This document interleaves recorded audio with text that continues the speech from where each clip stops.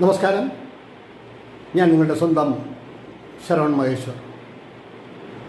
കൃഷ്ണശിലയായി എന്ന എൻ്റെ പരമ്പരയിലെ 142ാമത്തെ എപ്പിസോഡാണിത്.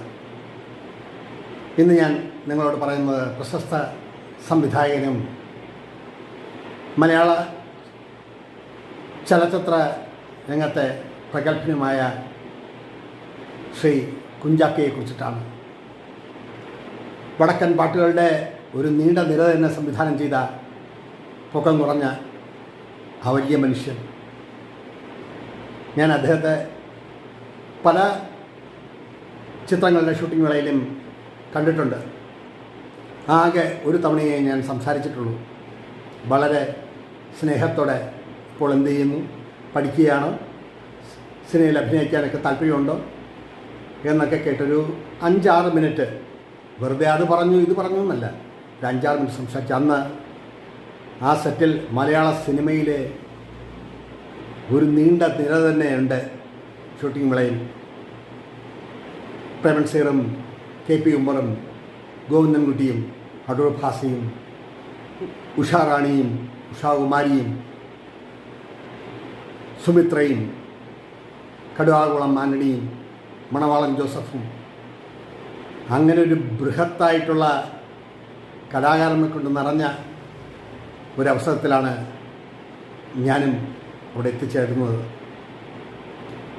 ഷൂട്ടിങ്ങെല്ലാം കഴിഞ്ഞ് അന്ന് പാക്കപ്പ് ചെയ്ത് കഴിഞ്ഞ് വൈകുന്നേരം അദ്ദേഹം പുറത്ത് കസേരയിട്ടിരിക്കുമ്പോൾ അടുത്താരുമില്ല. എല്ലാവരും ജൂനിയർ ആർട്ടിസ്റ്റും അവരും എല്ലാം കാശ് മേടിക്കാനായിട്ട് പ്രൊഡക്ഷൻ മാനേജറുടെ അടുത്ത് പോയിരിക്കുകയാണ്.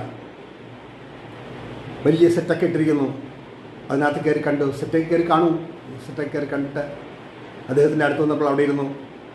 ഒരു 5-6 മിനിറ്റ് സിനിമയെക്കുറിച്ചും എഴുത്തിനെക്കുറിച്ചുമൊക്കെ ചോദിച്ചു. അന്നൊന്നും ശരിക്കും എഴുതി തുടങ്ങിയിട്ടൊന്നുമില്ല.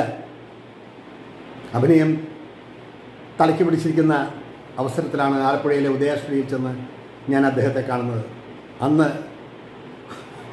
ഒരു സീനിൽ നോക്കി നിന്നതിന് എനിക്ക് കിട്ടിയ പ്രതിഫലം 12.5 രൂപയാണ്. 13 രൂപയല്ല, വെറും 12.5 രൂപ. ഞാനപ്പോൾ കുഞ്ചാക്ക സാറിനോട് ചോദിച്ചു, സാറേ ഈ അരക്കണക്ക് എന്താണെന്ന് എനിക്ക് മനസ്സിലായില്ല. അപ്പോൾ ഒന്ന് ചിരിച്ചിട്ട് പറഞ്ഞു, നിൻ്റെ അഭിനയത്തിന് ഇത്രേ തരാനുള്ളൂ, അതാണ് പ്രൊഡക്ഷൻ മാനേജർ നിനക്ക് 12.5 രൂപ എന്ന്. ഇത് വണ്ടിക്കൂലിക്ക് തികയില്ലേ? ഞാൻ ചിരിച്ചു. പക്ഷേ നല്ല മനസ്സുള്ളൊരു വലിയ വ്യക്തിത്വം.